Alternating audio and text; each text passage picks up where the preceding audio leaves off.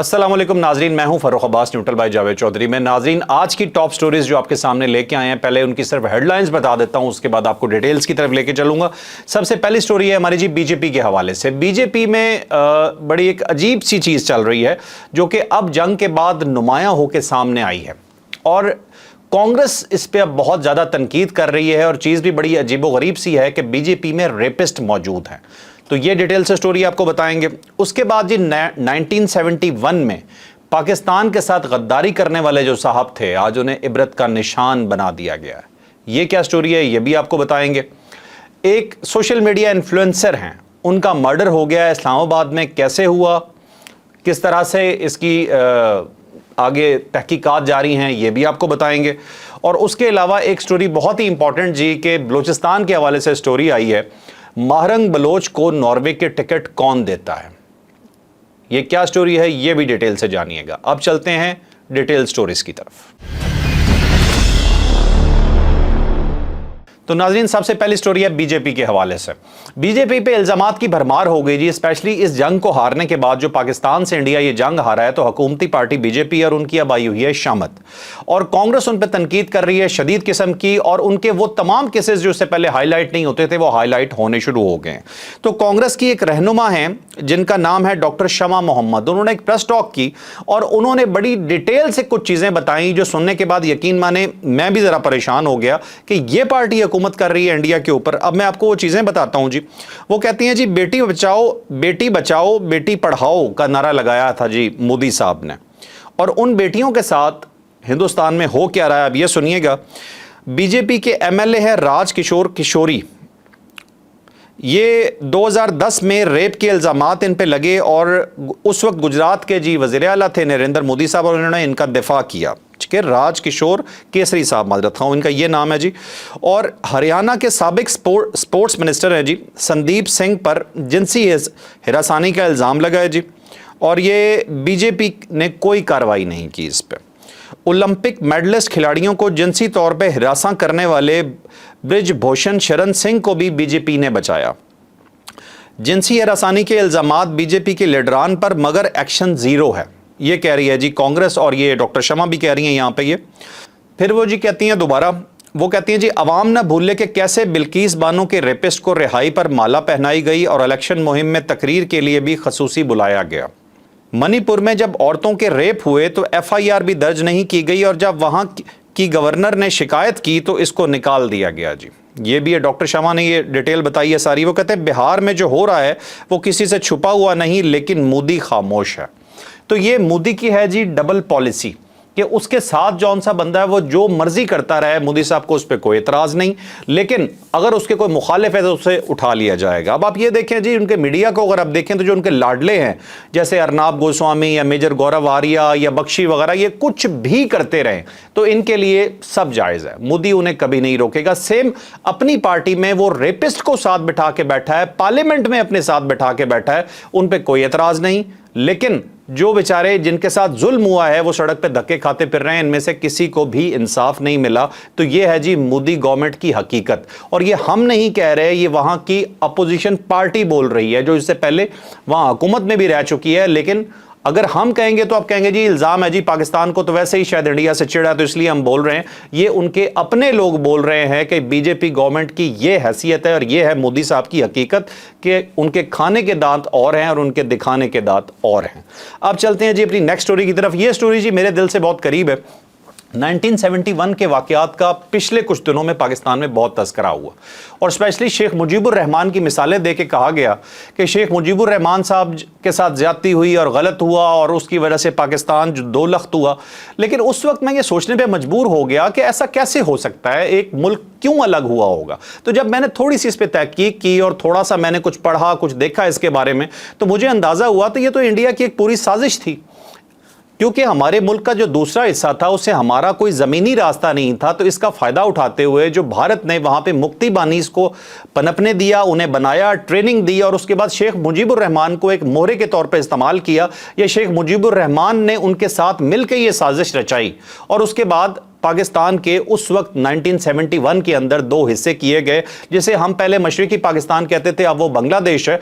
और जब आप इंटरनेशनल कुछ आप पढ़े लिखे लोगों की राय सुनते हैं तो उनकी राय में एक चीज़ कॉमन मिलती है आपको कि इस तरह का प्रॉब्लम जब किसी मुल्क के साथ हो कि लैंड कनेक्शन ही नहीं है तो दूसरे मुल्क को साथ रखना तकरीबन नामुमकिन हो जाता है। ये इवन इंडियन जो एनालिस्ट है वो भी ये बात कहते हैं। ऐसा नहीं कि हमारी गलती नहीं होगी, हमारी भी कोई गलतियां होंगी, सियासी गलतियां हमने भी की होंगी यकीनन, लेकिन ऐसा नहीं था जिस तरह से पोर्ट्रे किया जा रहा था पिछले कुछ अरसे में पाकिस्तान में। अब हुआ क्या है जी कि उनके नोटों से शेख मुजीबुर रहमान की जो तस्वीर थी वो हटा दी गई है। अब शेख मुजीबुर रहमान साहब जो उनके बानी माने जाते हैं, जो कुछ अर्सा पहले उनकी बेटी जो है शेख हसीना वाजिद जो अब 77 ईयर्स की हो चुकी हैं, पिछले दिनों एक स्टूडेंट्स की तहरीक ने एक बगावत की और उनका तख्ता उल्टा दिया गया और अब वो खुद साख्ता जिला वतनी काटते हुए इस वक्त भारत में मौजूद हैं और उनकी पार्टी भी अब इस वक्त वहाँ पर बैन हो चुकी है। इन्हीं के वालिद साहब थे जी ये शेख मुजीबुर रहमान साहब, इन्होंने ये सब कुछ किया था और आज उन्हीं की तस्वीर को उनके नोटों से हमेशा के लिए हटा दिया गया।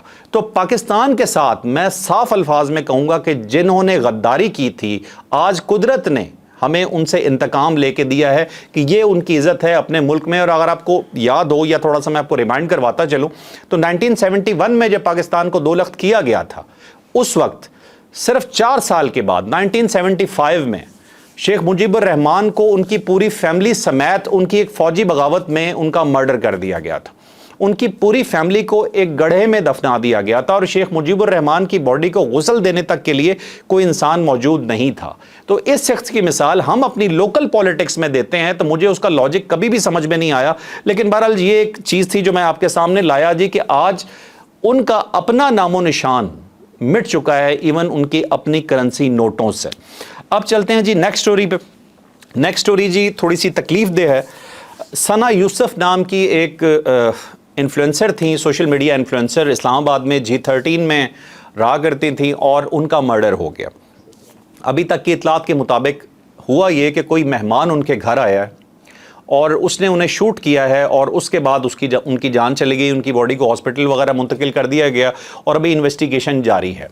अब ऐसा नहीं हो सकता कि कुछ भी होने से पहले पुलिस को मालूम हो और वो इमीडिएटली उस चीज़ को रोक ले, लेकिन एक चीज़ ज़रूर की जा सकती है, वो ये है कि कुछ प्रिकॉशन मेजर्स लिए जा सकते हैं कि ये कैपिटल है, इस्लामाबाद है, तो इस्लामाबाद के अंदर कम से कम असला लाने से तो रोका जा सकता है। ऐसा तो नहीं होना चाहिए कि कोई भी इंसान अंदर दाखिल हो और आके किसी का भी मर्डर कर दे। या इस्लामाबाद में इस चीज़ का कंट्रोल बाकी मुल्क से बेहतर होना बहुत ज़रूरी है क्योंकि ये कैपिटल है। वैसे तो पूरे मुल्क का बहुत ज़रूरी है, लेकिन आपके कैपिटल में जब इस तरह के वाक़यात होते हैं तो वो हाईलाइट होते हैं और एक अलार्म बजता है।